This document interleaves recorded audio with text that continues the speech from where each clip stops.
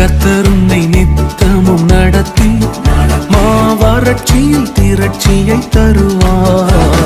கர்த்தர் உன்னை நித்தமும் நடத்தி மாவறட்சியில் திரட்சியை தருவார். உன் ஆத்துமாவை திருப்தி செய்வார். உன் ஆத்துமாவை திருப்தி செய்வார்.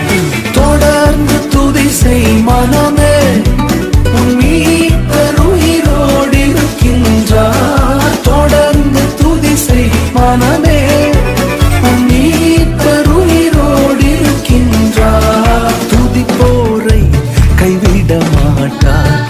துதிப்போரை கைவிட மாட்டார்.